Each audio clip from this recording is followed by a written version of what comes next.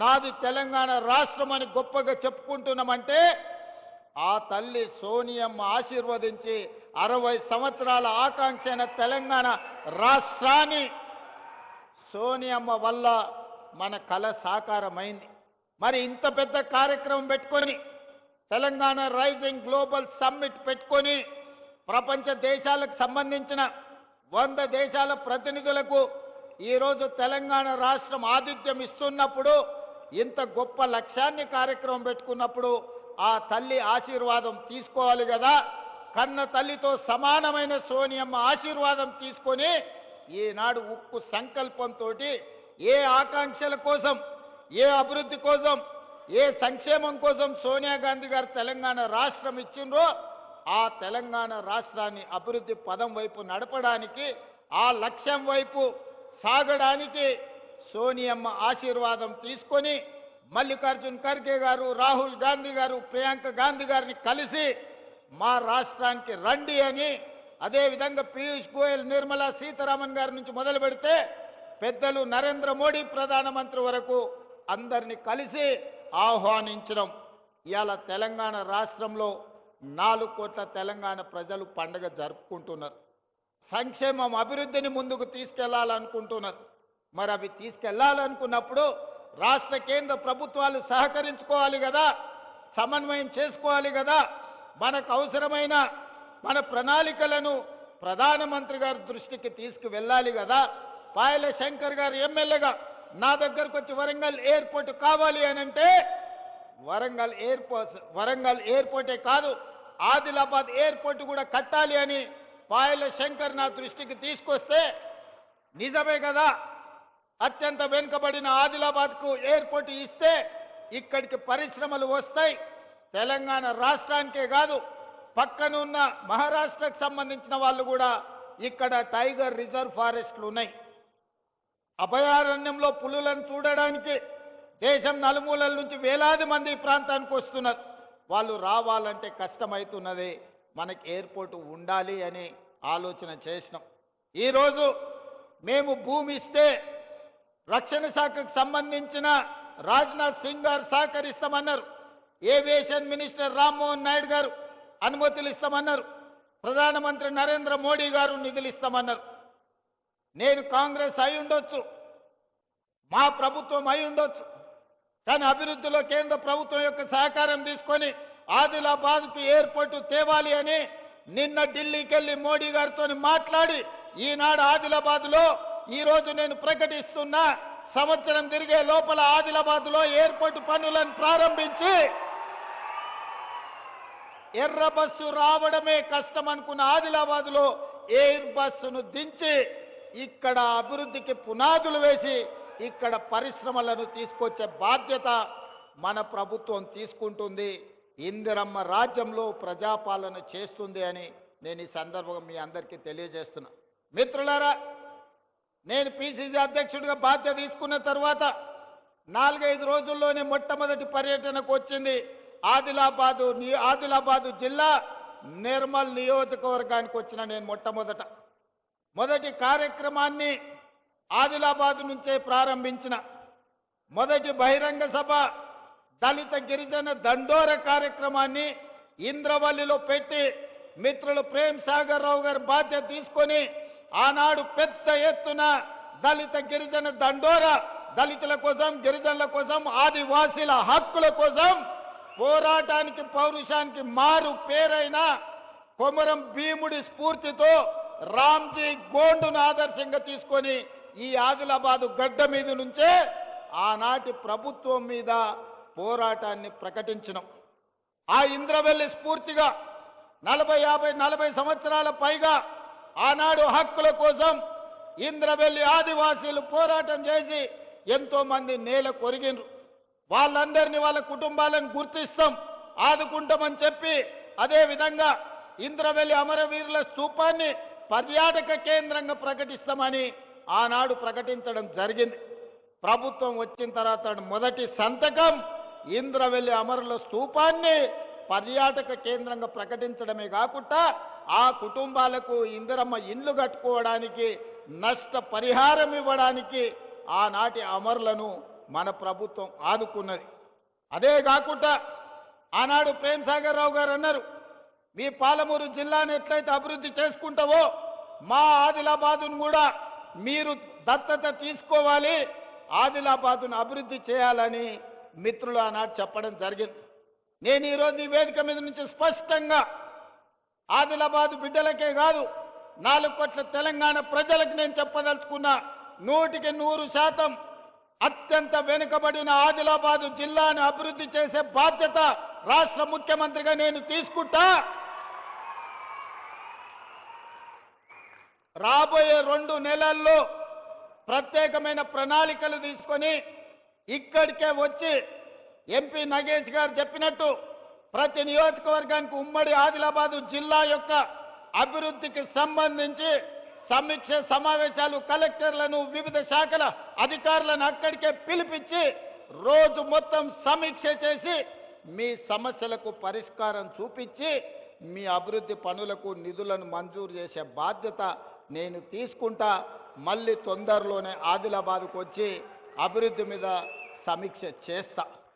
అదేవిధంగా సాగునీరు ఆనాడు ప్రాణహిత చేవెళ్ల ప్రాజెక్టు 2007-8లో డాక్టర్ వైఎస్ రాజశేఖర రెడ్డి గారు తుమ్మిడేటి నుంచి మొదలుపెట్టి చేవెళ్ల వరకు 16 లక్షల ఎకరాలు 38,500 కోట్ల రూపాయలతోని పనులను ప్రారంభించాడు. దానికి కాక వెంకటస్వామి గారు డాక్టర్ బాబాసాహెబ్ అంబేద్కర్ గారి పేరు పెట్టాలి, ఆదిలాబాద్కు నీళ్లు ఇవ్వాలని ఆనాడు కాక వెంకటస్వామి గారు ప్రయత్నం చేస్తే వైఎస్ రాజశేఖర రెడ్డి గారు డాక్టర్ బాబాసాహెబ్ అంబేద్కర్ ప్రాణహిత చేవెళ్ల ప్రాజెక్టును పనులు ప్రారంభించడమే కాకుండా ఆదిలాబాద్కు నీళ్లు ఇవ్వాలి అని వందలాది కోట్ల రూపాయలు ఖర్చు పెట్టి ప్రాంతంలో పనులు చేసిండ్రు. కానీ తెలంగాణ రాష్ట్రం వస్తే ఈ ప్రాజెక్టులు వేగంగా పనులు అవుతాయి, మీకు నీళ్లు వస్తాయని మేము అనుకున్నాం. పాపం ఒక పెద్దాయన రూపంలో మీకు దయ్యమై పట్టిండు, మీ ప్రాజెక్టును కాలగర్భంలో కలిపిండు. ఆయన ఉద్దేశమేందో దురుద్దేశమేందో నాకు తెలియదు. పేరు మార్చిండు, ఊరు మార్చిండు, అంచనాలు మార్చిండు. పేరు కాళేశ్వరమైంది, ఊరు ఇంకెక్కడికో పోయింది. అంచనాలు 1,50,000 కోట్లయినాయి. 10 ఏళ్ళు తిరిగే లోపల 1,00,000 కోట్లు ఖర్చు పెట్టిండు. కాళేశ్వరం కడితే 3 ఏళ్లలోనే కూలేశ్వరం అయిపోయి కూలిపోయింది. ఆదిలాబాద్కు మాత్రం చుక్క నీరు రాలే. ఆయన ఇంట్లో కనక వర్షం కురిసింది తప్ప మన భూముల్లో బీడు భూముల్లో చుక్క నీరు రాలే. అందుకే ఇవాళ ఈ వేదిక మీద నుంచి స్పష్టంగా మీ అందరికీ మాట ఇవ్వదలుచుకున్న మిత్రులు నగేష్ గారికి శంకర్ గారికి కూడా విజ్ఞప్తి చేస్తున్నా. ఆనాడు ఉమ్మడి రాష్ట్రంలో 148 మీటర్ల ఎత్తుకు అనుమతి ఇచ్చిండ్రు. కానీ ఆనాటి ప్రభుత్వం 152 మీటర్ల ఎత్తుకు అనుమతిస్తే ఆదిలాబాద్లో పెద్ద ఎత్తున సాగునీరు అందించవచ్చని ప్రణాళికలు ఉన్నాయి. దానికి కొంత మహారాష్ట్ర ప్రభుత్వం అభ్యంతరం పెట్టింది. ఆ తర్వాతి కాలంలో 150 మీటర్లకు అనుమతి ఇవ్వడానికి సూత్రప్రాయంగా మహారాష్ట్ర ప్రభుత్వం ఒప్పుకున్నది.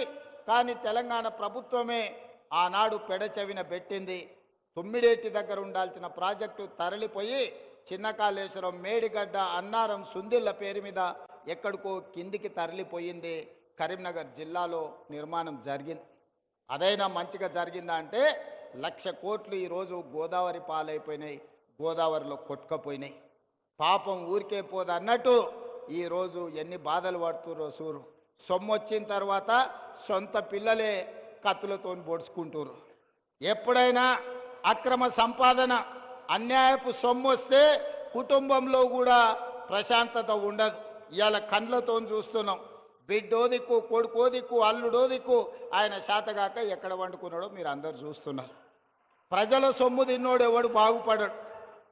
ఇవాళ ప్రజలకింత చేస్తే మనం ఏదన్నా దాంట్లో బుక్క తిన్నామంటే అర్థం ఉంది. కానీ ప్రజలందరినీ ఎండబెట్టి పండబెట్టి ఉన్నదంతా మనమే తింటే నాది నాదే నీది కూడా నాదే అన్నాడు చరిత్రలో ఎవ్వడు బాగుపడ్డాడు లేడు. ఇవాళ నడుస్తున్న చరిత్ర కూడా అదే. ఇవాళ పైసల పంచాయతీ తప్ప వాళ్ళ ఇంట్లో ఇంకో పంచాయతీ లేదు. అందుకే ఈరోజు 150 మీటర్ల ఎత్తున ప్రాణహిత చేవెళ్ల తుమ్మిడియేటి దగ్గర ప్రాజెక్టు కట్టాలి అని మా సాగునీటి పారుదల శాఖ మంత్రి ఉత్తమ్ కుమార్ రెడ్డి గారికి ఆదేశాలు ఇవ్వడం జరిగింది. ప్రాజెక్టును అంచనా వేయడానికి నిన్న మొన్ననే టెండర్లు పిలిచినాం. దీనికి సంబంధించి తొందరలోనే ఆదిలాబాద్ జిల్లా వ్యవసాయ భూములకు మీ గోదావరి జలాలను తరలించి ప్రతి ఎకరాకు నీళ్లు ఇవ్వాలి అన్న లక్ష్యంతో తుమ్మిడియేటి దగ్గర ప్రాణహిత చేవెళ్ల ప్రాజెక్టును మళ్ళీ కడతాం. ప్రారంభోత్సవానికి పనుల ప్రారంభోత్సవానికి తిరిగి నేను వస్తా అని తెలియజేస్తున్నా. ఆనాటి నిర్లక్ష్యాన్ని సరిదిద్ది ఈనాటి ఆదిలాబాదుకు సాగునీరును అందించి ఈ ప్రాంత రైతాంగాన్ని ఆదుకునే బాధ్యత ప్రజాపాలన ఇందిరమ్మ రాజ్యం తీసుకుంటది. దానికి మా ఎంపీ గారు ఎమ్మెల్యే గారి సహకారం, పక్కనున్న మహారాష్ట్రలో బీజేపీ ప్రభుత్వం ఉంది. మా మిత్రులకు పెద్ద ఎత్తున ఢిల్లీలో పరపతి ఉంది. వాళ్ళ పరపతి కొంత వాడితే మన ప్రాజెక్టులకు అనుమతి వస్తుంది. ఎంబడే పనులను ప్రారంభించుకుందాం. ఎంత ఖర్చైనా ప్రాణహిత చేవెళ్ల తుమ్మిడియేటి దగ్గర కట్టి ఆదిలాబాదు జిల్లాకు నీళ్ళు ఇచ్చే బాధ్యత మన ప్రభుత్వం తీసుకుంటుంది. అదేవిధంగా సిమెంట్ కార్పొరేషన్ ఆఫ్ ఇండియా ఆధ్వర్యంలో ఉన్న సిమెంట్ కంపెనీ మూతబడ్డది. ఈ ప్రాంతంలో అపారమైన సున్నపు గనులు ఉన్నాయి. ఇక్కడ సిమెంట్ కంపెనీ పెడితే బ్రహ్మాండంగా నడుస్తుంది. కేంద్ర ప్రభుత్వంతో మాట్లాడి తొందరలోనే ప్రైవేట్ పెట్టుబడిదారులను తీసుకొచ్చి ఇక్కడ పెద్ద ఎత్తున సిమెంట్ కంపెనీని మళ్ళీ ప్రారంభింపజేసి ఈ ప్రాంతంలో ఉండే నిరుద్యోగ యువకులకు వేలాది మందికి ఉద్యోగ ఉపాధి అవకాశాలు కల్పించి వ్యాపార కేంద్రంగా ఆదిలాబాదును తీర్చిదిద్దే బాధ్యత మన ప్రభుత్వం తీసుకుంటుంది. మీకు సిమెంట్ పరిశ్రమను ప్రారంభించే విధంగా మన ప్రభుత్వం చర్యలు చేపడుతుంది. అదేవిధంగా విద్య, నేను మొదటి నుంచి కూడా నేను చెప్తున్నా, ఎక్కడైతే ఎడ్యుకేషన్, ఎక్కడైతే ఇరిగేషన్ ఉంటుందో, ఎక్కడైతే కమ్యూనికేషన్ ఉంటుందో ఆ ప్రాంతం అభివృద్ధి చెందుతుంది. ఆదిలాబాదును ఎడ్యుకేషన్ విషయంలో, ఇరిగేషన్ విషయంలో, కమ్యూనికేషన్ విషయంలో ఖచ్చితంగా ప్రభుత్వం లక్ష్యం పెట్టుకొని ముందుకు వెళ్తుంది. Young India integrated residential schools ఇచ్చిన మీ ఐటీఐలను వివేక్ వెంకటస్వామి గారు ఏటీసీలుగా అడ్వాన్స్డ్ టెక్నాలజీ సెంటర్లుగా మార్చిన, మీకు మెడికల్ కాలేజీలు ఇచ్చిన, ఈనాడు ఎంతో కాలం నుంచి పెండింగ్ ఉన్న యూనివర్సిటీ ఆదిలాబాద్కి ఇవ్వాలన్నారు. మొన్నటి వరకు ఖమ్మంలో కూడా లేదు.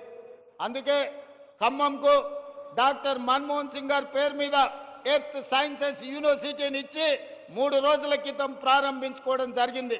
తప్పకుండా వచ్చే సమీక్ష తర్వాత ఆదిలాబాద్కు యూనివర్సిటీని ఇచ్చే బాధ్యత మా ప్రభుత్వం తీసుకుంటుంది. సమన్వయం చేసుకోవడానికి సుదర్శన్ రెడ్డి గారికి సూచన చేస్తున్నా. అందరితోని మాట్లాడి ఎక్కడ యూనివర్సిటీ ప్రారంభించాలనో కూడా స్థలాన్ని సేకరించండి. మా శంకర్ ఆదిలాబాద్ అంటాడు, మా బొజ్జు ఖానాపూర్ అంటాడు, మా ప్రేమ్ సాగర్ రావు గారు మంచిర్యాల అంటాడు. ఇంకా మా వివేక్ అన్న, మా వినోద్ అన్న మళ్ళీ ఎక్కడంటారో తెలియదు. జిల్లాకి ఎన్నిక నాకు అభ్యంతరం లేదు. ఇక మీరు తలా ఓ దిక్కు కూలితే నాకు కష్టం అవుతుంది. మీరు అందరు కలిసి ఒక అభిప్రాయానికి రాండి. నాకైతే ఇంద్రవెల్లిలో కడితే బాగుంటుందని అనిపిస్తుంది. నా మనసుకైతే ఆడ బావోజీ ఆడ జాతర ఉన్నది, నాగోబా జాతర, అక్కడ ఇంద్రవెల్లిలో కడితే మంచిగా ఉంటుంది. అక్కడికి వచ్చేటోళ్ళు ఉంటారు. ఇంద్రవెల్లి యూనివర్సిటీ అని పెట్టుకుంటే చరిత్రలో కూడా గొప్ప పేరు ఉంటుంది. కొమరం భీముడి పేరు పెట్టుకుంటే ఇంకా గొప్పగా ఉంటుంది. మరి మీరందరూ, ఇది నా సూచన మాత్రమే, నా నిర్ణయం కాదు. ఇక మళ్ళీ ముఖ్యమంత్రి గారు నిర్ణయం తీసుకున్నాక మళ్ళీ మమ్మల్ని ఎందుకు అడుగుతున్నారు అని అంటారు ఎవరన్నా. నేను సూచనే చేస్తున్నా. మీరు అందరూ కూర్చొని ఒక కొలిక్కి రాండి. ఆదిలాబాద్కు యూనివర్సిటీ ఇచ్చే బాధ్యత నాది. అనుమతి ఇచ్చేది నేను, కానీ ఎక్కడ పెట్టుకోవాలనేది ఇక మీరే కూర్చొని మాట్లాడుకోరా. మళ్ళీ ఆ పంచాయతీలకు మాత్రం నన్ను లాగకండి. మీకు యూనివర్సిటీ ఇచ్చి మన పిల్లల్ని చదువుకునేటట్టు, చదువుకున్న వాళ్ళకు ఉద్యోగాలు ఇప్పించే బాధ్యత నాది. అదేవిధంగా తెలంగాణ ఉద్యమం అంటేనే నిరుద్యోగ సమస్య. నీళ్లు, నిధులు, నియామకాలు అన్నారు. మరి నియామకాలు ఎవరికి వచ్చినాయో మీకు తెలుసు. వాళ్ళ ఇంట్లో ఎంతమందికి ఉద్యోగాలు వచ్చినాయో తెలంగాణ వచ్చినాక మీరే చూసారు, నాకంటే ఎక్కువ. మరి ప్రజలకు రాలే. అందుకే 10 ఏళ్ళు ఖాళీలుగా ఉన్న ఉద్యోగాలను భర్తీ చేయాలని వచ్చిన సంవత్సరం నుంచే, వచ్చిన రోజు నుంచే మొదలుపెట్టి సంవత్సరం తిరిగే లోపల తెలంగాణ రాష్ట్ర ప్రభుత్వంలో 60,000 ఉద్యోగ నియామకాలు చేపట్టి ఎల్బీ స్టేడియంలోనే ప్రజల సాక్షిగా 61,000 మందికి నియామక పత్రాలు ఇచ్చినాం. గ్రూప్ 1లో మనం ఉద్యోగాలు ఇస్తే 15 ఏళ్ల నాటి ప్రభుత్వం నియామకాలు చేపట్టలే. నేను ప్రక్షాళన చేసి తెలంగాణ పబ్లిక్ సర్వీస్ కమిషన్ పెద్ద ఎత్తున పారదర్శకంగా పరీక్షలు నిర్వహించి 563 మంది గ్రూప్ 1 అధికారులను ఆనాడు సెలెక్ట్ చేస్తే కోట్ల రూపాయలు ఇచ్చి కొనుక్కున్నారని పేదోళ్ళ పిల్లల్ని వాళ్ళ చదువులను వాళ్ళని అవమానించారు. అందుకే కోర్టుకెళ్ళి తప్పుడు ఆరోపణలు కొట్టేపిచ్చి ఈరోజు 562 మంది గ్రూప్ 1 అధికారులను తెలంగాణను అభివృద్ధి చేయడానికి, తెలంగాణ పునర్నిర్మాణంలో భాగస్వాములు చేయడానికి వాళ్ళకు ఉద్యోగాలు ఇచ్చినాం. గ్రూప్ 2లో దాదాపుగా 785 మందికి ఉద్యోగ నియామక పత్రాలు ఇచ్చినాం. అదేవిధంగా పోలీస్ శాఖ కావచ్చు, వైద్య ఆరోగ్య శాఖ కావచ్చు, వివిధ శాఖలల్లో 61,000 ప్రభుత్వ ఉద్యోగాలు తలలు లెక్కగట్టి ఎల్పి స్టేడియంలో రాష్ట్ర ప్రభుత్వంలో ఉద్యోగ నియామకాలు చేపట్టిన చరిత్ర దేశంలోనే తెలంగాణ రాష్ట్రానికి దక్కింది. ఇవి సరిపోతాయంటే సరిపోవు.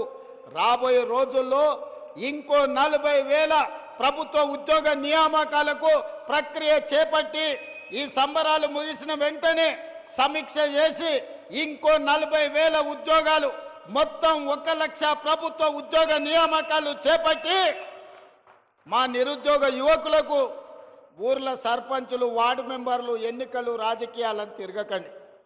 పోటీ పరీక్షలకు తయారు కాండి. మీరు అధికారులు కావాలి, మీరు డాక్టర్లు, లాయర్లు, ఇంజనీర్లు కావాలి, మీరు ఐఏఎస్లు, ఐపీఎస్లు కావాలి, తెలంగాణ రాష్ట్ర పునర్నిర్మాణంలో భాగస్వాములు కావాలి. అప్పుడే మీ అన్న రేవంత్ అన్న సంతోషంగా ఉంటాడు.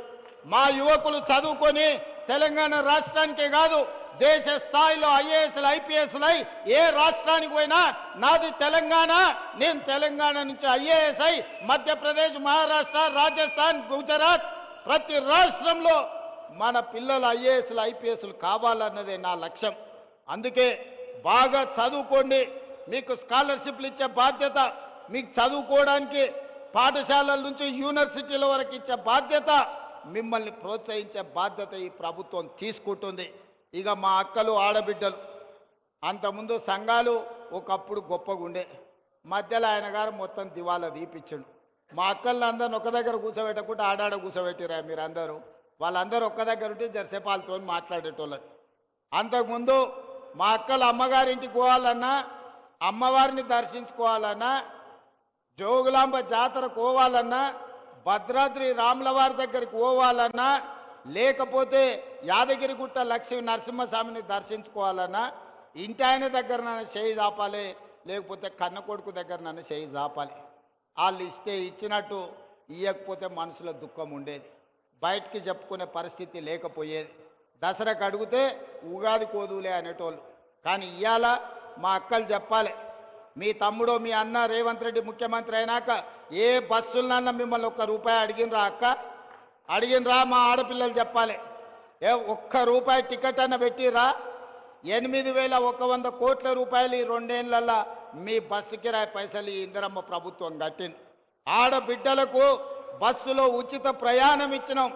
బస్సులో ఉచిత ప్రయాణమే కాదు, 1000 బస్సులకు మా అక్కలు అడిసేయుతుంది, 1000 బస్సులకు మా ఆడబిడ్డలను యజమానులను చేసినాం. అదేవిధంగా సోలార్ పవర్ ప్రాజెక్టులు ఇచ్చినాం. ఇవాళ పెట్రోల్ బంకు కోసం ఇవాళ వాళ్ళకు జగా ఇచ్చినాం.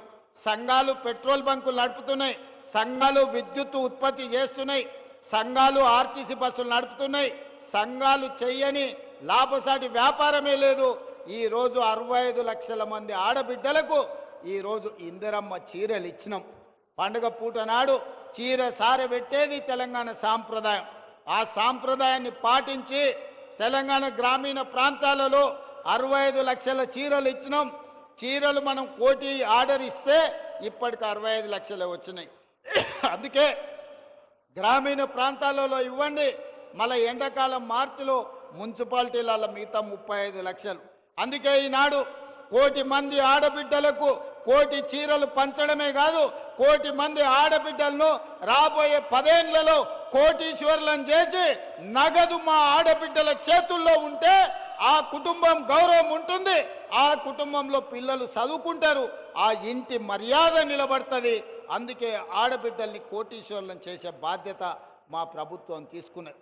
ఆడబిడ్డలు ఆశీర్వదించారు కాబట్టే ఈరోజు రాష్ట్రం సుభిక్షంగా ఉంది. వానలు అవసరం అడిగిన దానికంటే ఎక్కువ వర్ణదేవుడు మనకు నీళ్ళు ఇచ్చాడు. 2 ఏళ్లలో ఎప్పుడైనా వర్షం ఇంతగానం చూసిర్రా? ఎక్కడ ఆడబిడ్డలు సంతోషంగా ఉంటారో అక్కడ పాడి పంటలు సమృద్ధిగా పండుతాయని పెద్దలు చెప్పారు. ఇవాళ తెలంగాణ రాష్ట్రంలో ఆడబిడ్డలు సంతోషంగా ఉన్నారు కాబట్టే మన రాష్ట్రంలో వర్షాలు సమృద్ధిగా ఉండి ఈరోజు పంటలు పండుతున్నాయి. దేశంలోనే వరి పంట మొదటి స్థానంలో తెలంగాణ రాష్ట్రం నిలబడ్డది. పండించిన పంట నాడు ఊరేసుకుంటే ఊరేసుకున్నట్టే ఆయన అన్నాడు. చివరి గింజ వరకు నేను కొంటాను, సన్న వడ్లు పండించండి, 500 బోనస్ ఇస్తాని ఇవాళ రైతులు పండించిన సన్న వడ్లకు 500 రూపాయల బోనస్ ఇచ్చినాం. మరి ఆ సన్న వడ్లు ఎక్కడికి పోయినాయి? దొడ్డు బియ్యంతో తినలేక పశువులకు దాన పెడుతుంటే ఇవాళ సన్న బియ్యం ఇస్తే మా అక్కలు, మా చెల్లెళ్ళు, మా అమ్మలు కన్న పిల్లలకు బుక్కెడు బువ్వ ఈరోజు సన్న బియ్యంతో తినిపించుకుంటున్నారంటే రైతులు పండించిన సన్న వడ్లు బియ్యంగా మార్చి పేదోళ్ళకు పంచినాం. 3,10,00,000 మంది ఇవాళ తెలంగాణ రాష్ట్ర ప్రభుత్వం అందిస్తున్న సన్న బియ్యం అందుకుంటున్నారు. 3,10,00,000 మంది ఇవాళ ప్రభుత్వం అందించే సన్న బియ్యంతో బువ్వ తింటున్నారు. ఇంతకంటే సంతోషం ఏమన్నా ఉంటుందా? మీరు ఒక్కసారి ఆలోచన చెయ్యండి. అందుకే ఇవాళ మా ఆడబిడ్డలను అన్ని రకాలుగా గౌరవించాలి, అన్ని రకాలుగా అవకాశాలు ఇవ్వాలి, ఆడబిడ్డల్ని సంతోషంగా ఉంచాలి, మా నిరుద్యోగ యువకులకు ఉద్యోగాలు ఇవ్వాలి, మా రైతులు పండించిన పంటకు గిట్టుబాటు ధర ఇవ్వాలి, ప్రతి పంట ప్రతి గింజ కొనాలి అని ఇంతకుముందే మా శంకర్ చెప్పిండు. సోయాబీన్ కొనాలి, జొన్నలు కొనాలి, మిగతావి కూడా కొనాలి అని.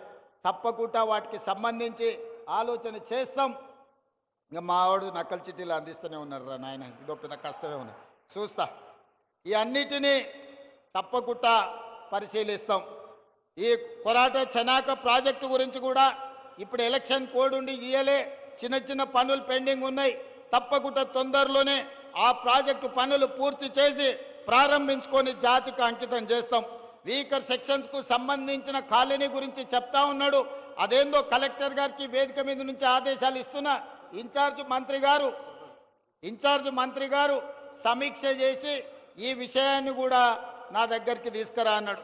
జర్నలిస్టు మిత్రుల గురించి కూడా మా ఎమ్మెల్యే గారు చెప్తున్నారు. దాన్ని కూడా ఏం సంగతో ఒక్కసారి మీరు చూడండి. అందుకే ఇవాళ మీరందరూ పెద్ద ఎత్తున వచ్చి ఈ ప్రభుత్వాన్ని ఆశీర్వదించరు. చివరగా ఒక్క మాట చెప్పదలుచుకున్నా. సర్పంచ్ ఎన్నికలు జరుగుతున్నాయి గ్రామాలలో. నోరు మంచిదైతే ఊరు మంచిది అంటారు. నోరు మంచిది మంత్రులతోని కలిసి పనిచేసేటోళ్ళని సర్పంచులుగా చేసుకోరు. ఊర్లలో వాళ్ళ వీళ్ళకి పంచాయతీలు పెట్టుకొని పెట్టేటోళ్లను, జుట్లు ముడేసి తాకులాట పెట్టేటోళ్లను మీరు సర్పంచులుగా ఎన్నుకుంటారంటే ఊరు ఆగమవుతుంది, ఊరు అభివృద్ధి ఆగిపోతుంది. అందుకే ఈడికొచ్చిన మిత్రులందరికీ, వేదిక మీద ఉన్న పెద్దలందరికీ పంచాయతీలు తగ్గించండి, ఏకగ్రీవంగా వీలైతే ప్రజలందరిని ఒప్పించి చేసుకోండి. ఎన్నికలల్లో అడ్డగోలుగా ఖర్చు పెట్టకరి. ఎందుకంటే మళ్ళీ మీకు మీరు పెట్టిన ఖర్చు అంతా కూడా ఆదాయం రాదు. ఈరోజు నిధులు ఇస్తాం, గ్రామాలను అభివృద్ధి చేసుకోండి. గ్రామాలను అభివృద్ధి చేసుకోవాలంటే సమన్వయం చేసుకొని ముందుకు వెళ్ళాలి. ఎట్లయితే ఈరోజు మేము కేంద్ర ప్రభుత్వం పెద్దల దగ్గరికి వెళ్ళి కూర్చొని మాట్లాడి తెచ్చుకుంటున్నామో, సర్పంచులు కూడా మంత్రుల దగ్గరకు పోయి కూర్చొని మీ గ్రామాల అభివృద్ధి కోసం నిధులు తెచ్చుకునేటోళ్ళని పెట్టండి. లేకుండా రోజు పంచాయతీ పెట్టేటోని పెడితే ఇక అది లేనిపోని తలకాయ నొప్పి అవుతుంది, ఆదిలాబాద్ అభివృద్ధి ఆగిపోతుంది. అందుకే మా అక్కలకు, మా చెల్లెళ్లకు, మా రైతులకు అందరికి ఒకటే విజ్ఞప్తి. సర్పంచ్ ఎన్నికలల్లా మంచోని ఎందుకోండి. ఒకవేళ బుద్ధిమంతుడని మీరు సర్దిగాడితే వాడు పోయి బొడ్రాయి కాడ కూర్చొని భోజనం చేసి మళ్ళొచ్చి ఇంకేం పెడతామని అడిగిందంటే నిండా మునుగుతారు. మంచోన్ని చేసుకోరి సర్పంచులుగా. నిధులు ఇచ్చే బాధ్యత నాది, అభివృద్ధి చేసే బాధ్యత నాది, మిమ్మల్ని ఆదుకునే బాధ్యత ఈ ప్రభుత్వాన్ని. మీరందరూ మంచి సర్పంచులను ఎన్నుకోండి, మంచిగా ఆదిలాబాద్ను అభివృద్ధి చేసుకోండి. మీ సాగునీటి ప్రాజెక్టులు కానీ, మీ విద్యాలయాలు కానీ, మీ పరిశ్రమలు కానీ, మీ ఎయిర్పోర్ట్ కానీ, ఈ ప్రాంతానికి సంబంధించిన అన్ని పనుల మీద ప్రత్యేకమైన దృష్టి పెడతా, సమన్వయం చేసుకుంటా. జూపల్లి కృష్ణారావు గారు, పెద్దలు సుదర్శన్ రెడ్డి గారు ప్రతి క్షణం ఆదిలాబాద్ జిల్లా నాయకత్వంతో సమన్వయం చేసుకొని తప్పకుండా ఆదిలాబాదును ఆదర్శంగా నిలబెట్టి రాష్ట్రంలోనే అభివృద్ధి చెందిన మొదటి జిల్లాగా,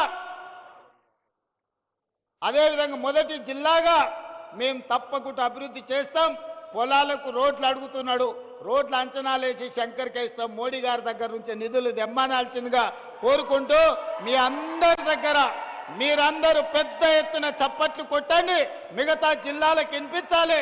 ఆదిలాబాదు జిల్లా ప్రజలు ఎంత క్రమశిక్షణతోటి, ఎంత గౌరవంగా, ఎంత మంచిగా కార్యక్రమాన్ని నిర్వహించినో, ఇప్పటికి జరిగిన అన్ని కార్యక్రమాలల్లో గొప్పగా ఆదిలాబాదు జిల్లాలోనే జరిగింది. మిమ్మల్ని ఆదర్శంగా తీసుకొని మిగతా జిల్లా ప్రజా ప్రతినిధులు, ప్రజలు, రైతులు, మహిళలు, యువకులు, నిరుద్యోగులందరూ మంచి కార్యక్రమాలు చేయాల్సిందిగా, తొందరలోనే మళ్ళీ వస్తా, మీకు నిధులు ఇస్తా, ఆదిలాబాదుని అభివృద్ధి చేస్తా అని మీ అందరి దగ్గర సెలవు తీసుకుంటున్నా. ధన్యవాదాలు మిత్రులారా. రెండేండ్ల పండుగ సందర్భంగా ఆదిలాబాద్ మున్సిపాలిటీకి పండగ ఉత్సాహాన్ని పంచారు ఆనరబుల్ సీఎం గారు. ఇప్పుడు 19,69,33,000 బ్యాంక్ లింకేజ్ చెక్ ఇస్తారు మెప్మా పట్టణ పేదరిక నిర్మూలన సంస్థ ఆదిలాబాద్ సోదరిమణులకు. ఆనరబుల్ సీఎం గారు,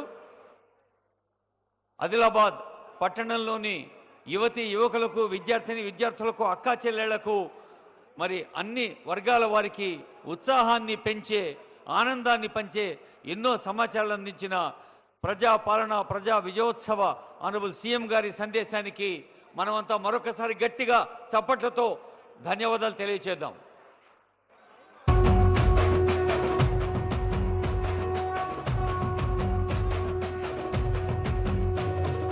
మూడు రంగుల జెండా బట్టి సింగమోలే కదిలినాడు ఒక్కరో కాంగ్రెస్ సూర్యుడు, మన రేవంత్ అన్న నిగ్గదీసి అడిగే మునగాడు. వీడు భూమిన వానైతాడు, బీద సాదల ధైర్యం వీడు, దొంగ దొరల భరతం పడతాడు. మన రేవంత్ అన్న పేద ఇంటికి పండుగ తెస్తాడు. సోనియమ్మ దివెనతోని రాహులన్న సైనికుడయ్యి పెద్ద కొడుకై యుద్ధం చెయ్య సిద్ధమాయే రేవంత్ అన్న. మూడు రంగుల జెండా బట్టి